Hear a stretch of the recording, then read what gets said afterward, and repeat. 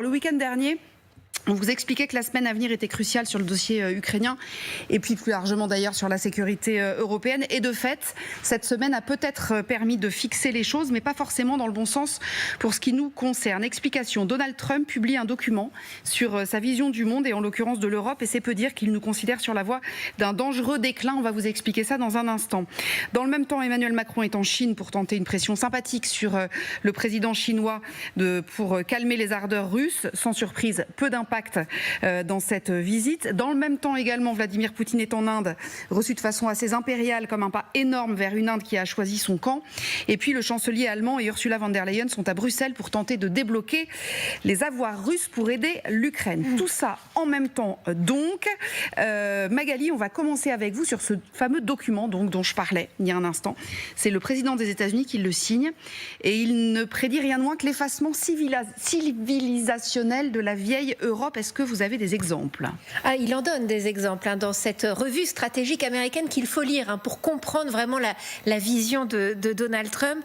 Et il nous dépeint une Europe, en effet, en plein effacement civilisationnel, en déclin économique, qui manque de confiance en elle.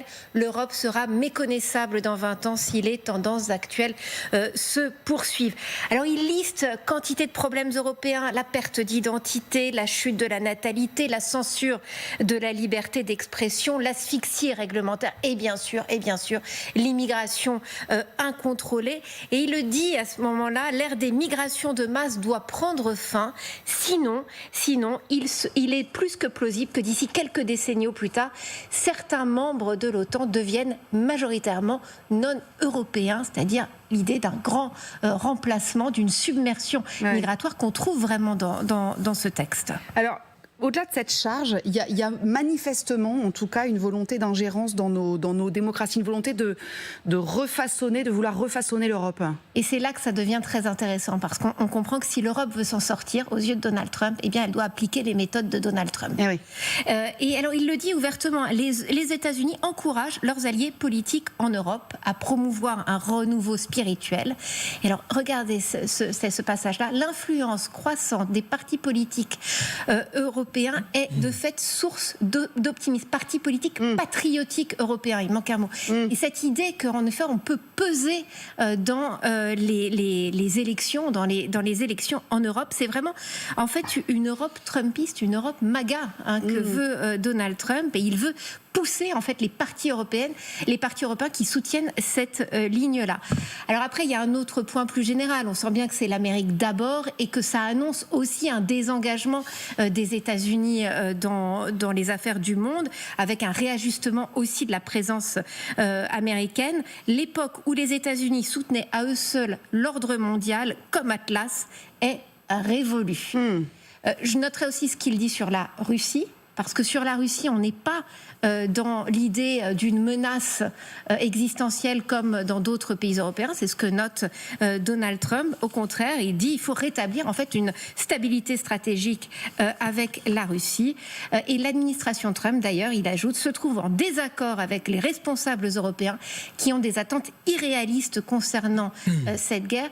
Des gouvernements minoritaires instables qui poussent cette vision-là en Europe, et on comprendra à quel point, dans ces mots-là, la France notamment, est bien sûr visée. La charge est violente. Alors ce document de stratégie militaire, c'est quelque chose qui est publié assez régulièrement, François Chauvency. Oui. En général, on n'y lit pas ce genre de choses qui sont quand même effectivement une forme de règlement de compte ou de mise au point assez violente.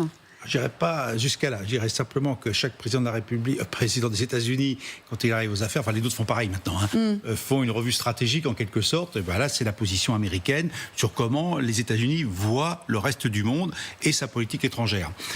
Et quand on relit l'ensemble du document, comme je répète, il faut effectivement le lire parce qu'il est extrêmement intéressant. Oui, c'est très intéressant. Et il n'y a pas que la question militaire qui est abordée, puisque finalement, elle n'est pas tellement présente. C'est quand même la vision du monde selon Trump. Et en fait, tout ce qu'on a entendu depuis son élection correspond à ce qu'il y a dedans. C'est-à-dire qu'en fait, on dit toujours oui, Trump, par certains moments, on ne sait pas où il va, c'est vrai, on l'a dit régulièrement, mais quand on lit ce document, on voit bien que ces remarques régulières ou ces sorties correspondent en grande partie à ce qui est dedans. Donc on est bien, pour moi, je synthétise ça d'une autre manière, c'est plutôt un appel au réveil de l'Occident sous, je dirais, l'autorité américaine, et que les États-Unis sont prêts à aider tous les États qui iront dans ce sens-là, y compris les Européens, parce que quand même il y a un gros paragraphe sur les Européens en disant si vous êtes dans le bon sens, on vous aidera. Donc ça, il ne faut pas l'oublier. On est bien sur la recomposition d'un monde occidental qui n'existait plus aujourd'hui, mais autour de qui ? Autour des États-Unis. Donc alors, ça peut être MAGA, pas MAGA, mais effectivement, des questions civilisationnelles sont abordées.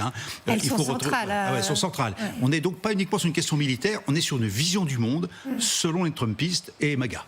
Alors on a J.D. Vance qui appuie d'ailleurs sur ces propos de Donald Trump. On va écouter un extrait de ce qu'il a dit. Il va même un peu plus loin, parce que, écoutez bien, il permet quand même de glisser que la Chine et la Russie ne sont pas nos adversaires a priori. Écoutez.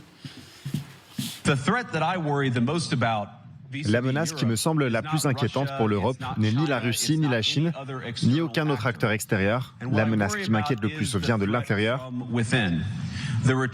L'Europe s'éloigne de certaines de ses valeurs les plus fondamentales, des valeurs que partagent les États-Unis d'Amérique.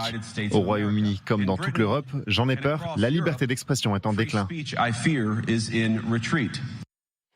Est-ce qu'il ne faut pas, Bélier Nabli, y voir une façon de justifier le positionnement américain qui a l'air de se clarifier de plus en plus vis-à-vis notamment de la Russie ?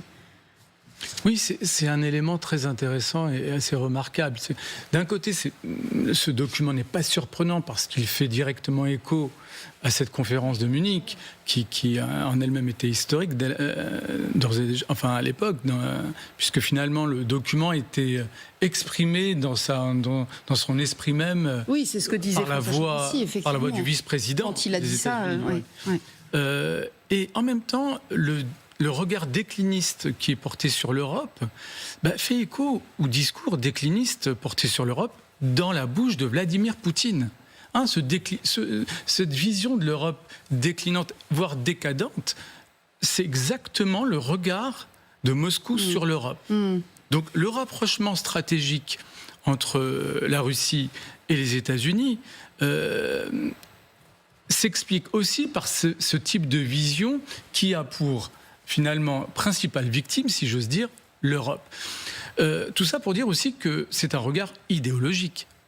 On n'est pas dans une rationalité neutre. On n'est pas dans un regard scientifique. C'est un regard strictement, et d'abord et avant tout, idéologique, qui conjugue à la fois, ou qui puise à la fois dans le néoconservatisme qu'on a connu sous George W. Bush au début des années 2000, et dans l'isolationnisme américain assez traditionnel. Une conjugaison des deux qui donne cette vision-là qui n'est pas celle du choc des civilisations, mais qui est d'abord et avant tout, de mon point de vue, le regard d'une puissance impériale. Oui, c'est ça. C'est une puissance impériale. Et c'est illustré particulièrement, de façon particulièrement évidente cette semaine. Je me tourne vers vous, Violeta Moscalou. Je disais tout à l'heure, donc on a effectivement cette revue qui est publiée, c'était hier, me semble-t-il, ou hier dans la journée. On a en même temps un Emmanuel Macron qui va en Chine, qui n'obtient pas grand-chose, si ce n'est rien, du président de Chine, en tout cas pour ce qui concerne le dossier ukrainien.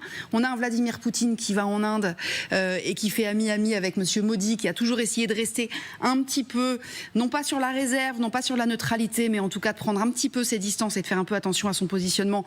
En l'occurrence, il reçoit Vladimir Poutine en grande pompe. On a le sentiment d'une semaine où l'Europe pourrait finir un peu sonnée, quoi.